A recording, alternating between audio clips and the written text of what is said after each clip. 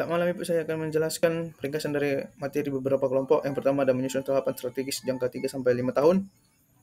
Yang dimana prinsip rencana strategis manajemen unit kerja RMK yang disusun dengan menggunakan segenap kemampuan penalaran bagi suatu tindakan yang akan dilakukan untuk mencapai tujuan. Yang mendefinisikan sebagai serangkaian keputusan dan tindakan berdasar yang dibuat oleh manajemen puncak dan diimplementasikan di seluruh organisasi untuk mencapai tujuan tertentu.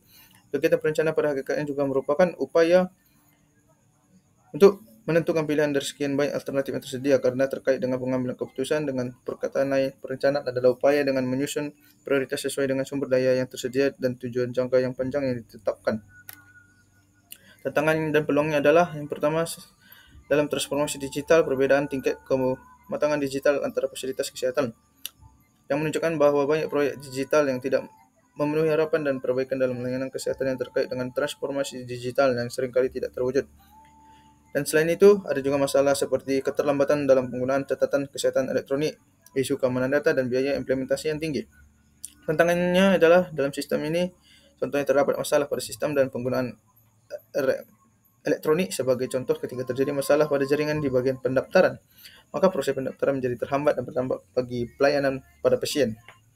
Yang kedua, struktur dan elemen pentingnya adalah Renstra ataupun rencana strategis itu dokumen perencanaan jangka menengah hingga panjang yang memuat arah kebijakan, tujuan strategis dan langkah-langkah utama yang akan ditempuh suatu organisasi baik instansi pemerintahan dalam kurun 3 sampai 5 tahun dan tahap ini merupakan pencocokan dari beberapa faktor eksternal dan internal yang ada. Yang terdiri dari 11 alternatif. Yang pertama matriks strength, weakness, opportunities, threat, yaitu alat analisis untuk mendapatkan beberapa strategi alternatif. Materi strategi itu position and action evaluation, yaitu alat analisis yang menggunakan kekuatan administrasi. Pertama, matrik Boston Consulting Group. Ini ada alat yang digunakan untuk membantu memiliki multidivisi untuk menentukan posisi kecepatan perkembangan mutu.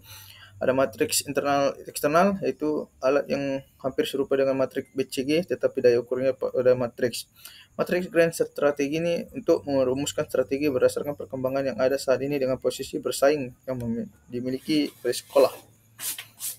Kondisinya adalah pada pendekatan SWOT dan gap analysis yang merupakan teknik perencanaan strategi yang dipakai untuk menilai faktor-faktor yang menjadi kekuatan, kelemahan, peluang, dan ancaman serta potensial dalam kegiatan bisnis atau pencapaian tujuan dari perusahaan. Strength-nya itu adalah menganalisis kekuatan dari dalam perusahaan yang meliputi kelebihan keunggulan perusahaan, keunikan penyebab perusahaan mendapatkan penjualan dan kelebihan produk. Weakness-nya ini adalah analisis kelemahan pada kondisi saat ini dari dalam perusahaan. Opportunity-nya adalah peluang pada kondisi di luar perusahaan dan memberikan peluang berkembang untuk perusahaan pada masa depan. Threat-nya adalah ancaman yang harus dihadapi oleh perusahaan dalam menghadapi beberapa faktor lingkungan yang dapat merugikan perusahaan. Tahapan untuk menyusun strategis perkembangan unit adalah suatu rencana aksi yang komprehensif yang dirancang untuk mencapai tujuan jangka waktu tertentu pada organisasi, yang menyebutkan bahwa strategi tidak hanya terdiri dari dua elemen utama dalam definisinya. Yang pertama adalah sebagai rencana dan yang kedua pola. Tanpa implementasi yang efektif, strategi hanya akan menjadi rencana tanpa tindakan dan hasil. Sebelum memulai proses implementasi strategi adalah beberapa 3 aspek yang penting. Yang pertama, siapa yang bertugas menjalankan strategi yang telah dirancang, tindakan apa yang perlu dilakukan, bagaimana tim yang bertanggung jawab akan mengelola berbagai aspek yang banyak diperlukan dalam pelaksanaannya. Sifat implementasi dalam buku yang berjudul Strategi Manajemen yang itu konsep dan cases, yaitu yang pertama implementasi strategi melibatkan penggunaan kekuatan selama pelaksanaan. Yang kedua, fokus utama dalam implementasi strategi dalam mencapai efisiensi. Yang ketiga, secara fundamental implementasi strategi merupakan suatu proses operasional. Yang keempat adalah keberhasilan implementasi strategi bergantung pada motivasi khusus dan keterampilan kepemimpinan. Yang kelima adalah implementasi strategi memerlukan koordinasi di antara banyak individu. Berikut adalah langkah-langkah implementasi strategi di RS. Yang pertama, penerjemahan rencana strategis yang dimana mengubah visi misi dan tujuan strategis menjadi rencana operasional yang lebih spesifik dan dapat dilaksanakan.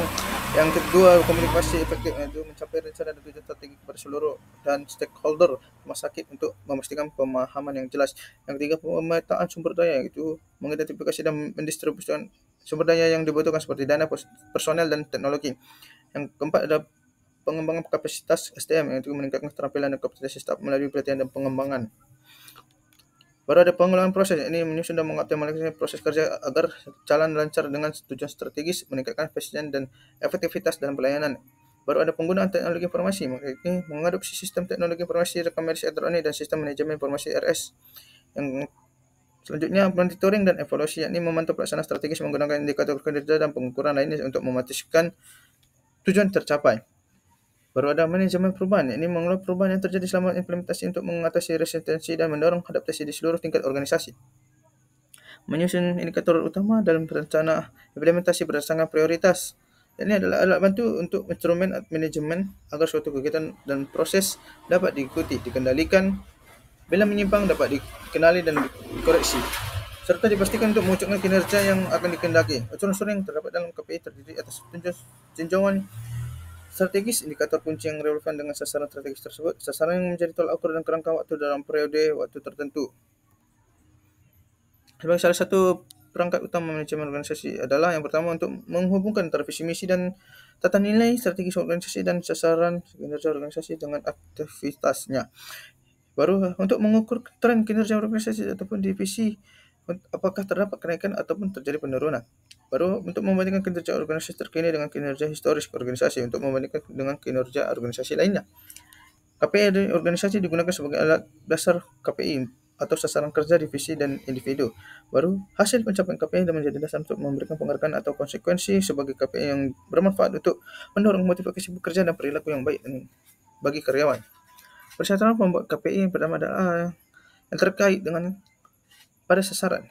Sebuah KPI hanya akan punya peran yang signifikan bila terkait dengan sebuah sasaran yang harus ataupun ingin dicapai seseorang ataupun sekelompok yang bertanggung jawab atas pencapaiannya. Yang B bisa dihitung, yakni bisa dihitung untuk dikuantifikasi, iaitu sebuah ukuran kuantitatif bisa ditetapkan ataupun ditempelkan kepadanya. Yang C bisa dibandingkan, itu adalah apakah mungkin menarik tetapi kemudian berguna, bergantung pada apakah bila dibandingkan dengan capaian optimal lalu bisa diterima atau tidak. Dan dia ada bukti. Bukti merupakan hasil dari penghitungan dan membandingkan secara yang tepat apakah perlu berusaha memperoleh ukuran yang akan diterima dari semua sisi oleh semua stakeholder. Yang ini ada terikat pada waktu. Semua kegiatan untuk mencapai sebuah tujuan terkait dengan waktu, kapan itu harus selesai, atau bahwa ukuran itu hanya berlaku untuk tahun yang berjalan dan lain-lain. Kita masuk ke mengelompokkan stakeholder berdasarkan kepentingan dan pengaruh. Stakeholder ini adalah diperkenalkan pada 1963 oleh Stanford Research Institute mengacu pada kelompok yang ingin mendukung mereka. Sebuah organisasi tidak akan dapat bertahan dalam stakeholder. Mereka merupakan entitas yang memiliki dampak signifikan terhadap keberlangsungan hidup dan kesuksesan suatu organisasi karena kontribusi, partisipasi, dan keterlibatan yang sangat penting. Menurut si Mariono, stakeholder dibagi menjadi 3 kelompok, yaitu stakeholder primer yang berdampak langsung dari suatu rencana, memiliki keterkaitan kepentingan langsung dengan kegiatan tersebut. Baru ada stakeholder kunci, adalah yang mempunyai keuangan legal dalam aspek pengambilan keputusan ataupun pihak yang memiliki pengaruh kuat dan penting berkait dengan kebutuhan dan perhatian terhadap kelancaran suatu kegiatan yang dilakukan. Ketiga, stakeholder sekunder ataupun pendukung. Ini stakeholder yang tidak berkepentingan langsung terhadap suatu rencana namun mempunyai kepentingan besar terhadap proses pengembangan. Kepentingan, interest, dan pengaruh. Kepentingan dalam tingkat perhatian ataupun kebutuhan stakeholder terhadap suatu organisasi, proyek, ataupun kebutuhan stakeholder yang memiliki kepentingan sangat tinggi biasanya sangat ingin melihat hasil atau mendapat dari aktivitas tersebut karena tidak secara langsung terkait dengan kebutuhan, nilai ataupun tujuan mereka. Kepentingan ini dapat berupa kepentingan finansial, sosial, lingkungan, ataupun aspek lain yang membuat mereka berkepentingan secara nyata terhadap keberlangsungan ataupun hasil organisasi. Stakeholder dengan kepentingan rendah mungkin hanya terdapat sedikit ataupun kurang peduli terhadap aktivitas tersebut. Pengaruh adalah kemampuan ataupun kekuatan stakeholder untuk memberikan dampak nyata pada keputusan, sumber daya, dan arah organisasi. Stakeholder dengan pengaruh besar mampu mengendalikan proses pengambilan keputusan, mempengaruhi hasil akhir, atau mengubah strategi ataupun kebijakan organisasi. Pengaruh yang bisa berasal dari posisi jabatan, kendali atas sumber daya, penting, otoritas hukum, dan kemampuan untuk memobilisasi dukungan pihak lain. Asumsi dasar teori stakeholder menyatakan bahwa organisasi harus memberikan perhatian tidak hanya kepada pemegang saham saja, melainkan kepada semua pihak yang berkepentingan pada stakeholder. Contoh matriks kepentingan pengaruh adalah yang seperti berikut, Ibu. Pada skala pertama, kedua, ketiga ada powernya dan ada interestnya.